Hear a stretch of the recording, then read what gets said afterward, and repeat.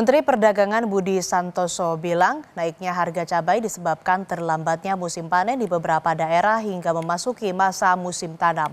Banyaknya distributor yang masih tutup akibat masa libur Nataru juga membuat suplai sejumlah komoditas pangan ikut terganggu. Kalau cabai kami juga sudah cek karena memang panen yang terlambat dan ada sekarang yang lagi musim tanam, kemudian ada juga yang panen nanti sekitar pertengahan Januari. Makanya harga naik karena kebutuhan Nataru yang meningkat. Saudara Menteri Keuangan Sri Mulyani melempar sinyal pertumbuhan ekonomi tahun 2024 akan di bawah target APBN. Ekonomi tahun lalu tertekan cukup berat, salah satunya akibat faktor internal seperti El Nino dan dari eksternal seperti masalah geopolitik yang menghambat rantai pasok global. Kompas Bisnis ambil data pertumbuhan ekonomi dari Badan Pusat Statistik dan membandingkannya dengan pertumbuhan konsumsi rumah tangga. Kita lihat ini saudara, pertumbuhan ekonomi tahun 2024 dengan target 5,2%. Kita lihat realisasinya pertumbuhan ekonomi di kuartal pertama ini sebesar 5,11%. Kemudian di kuartal kedua 5,05%. Dua-duanya sama-sama masih di bawah target ya.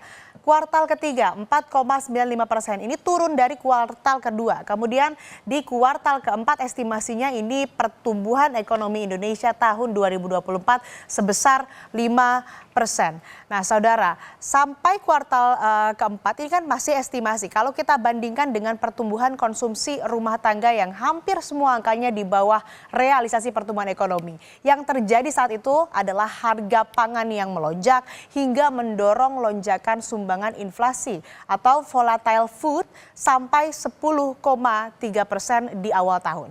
Apakah pertumbuhan konsumsi rumah tangga di bawah pertumbuhan ekonomi ini sekaligus mengonfirmasi pelemahan daya beli? Kita akan bertanya ke ekonom nanti. Nah, kita sebelumnya akan mendengarkan pernyataan Menteri Keuangan Sri Mulyani terlebih dahulu yang menjelaskan bahwa APBN 2024 didesain memaknai pertumbuhan ekonomi 5,2%.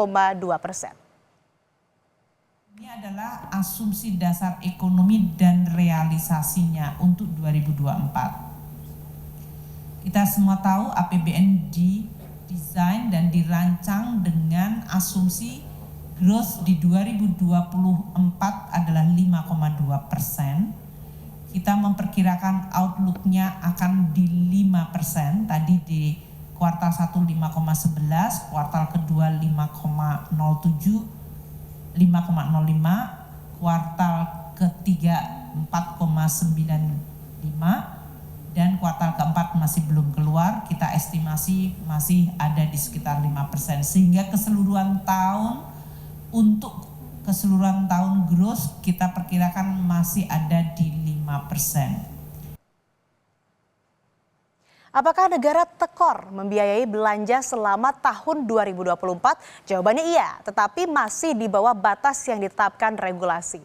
Kompas Bisnis akan membandingkan dulu dengan defisit fiskal atau anggaran tahun 2023 atau setahun sebelumnya.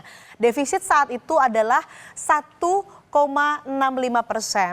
atau dengan nominal 347,6 triliun rupiah.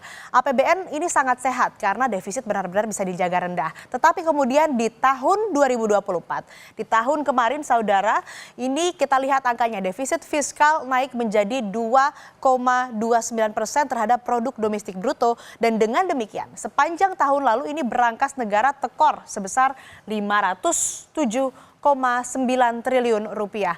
Meski melonjak dibandingkan dengan tahun 2023, realisasi ini sebetulnya lebih rendah dari perkiraan pemerintah di tengah tahun yaitu 2,7% dari PDB atau produk domestik bruto. Dan berikut penjelasan Menteri Keuangan Sri Mulyani tentang defisit APBN yang terjadi.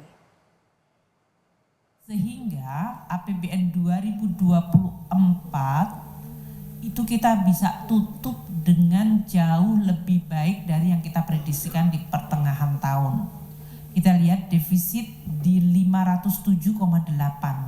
Ini sangat impresif karena tidak hanya lebih rendah dari LAPSEM yang waktu itu memang kita prediksi memburuk 609,7, bedanya lebih dari 100 triliun sendiri.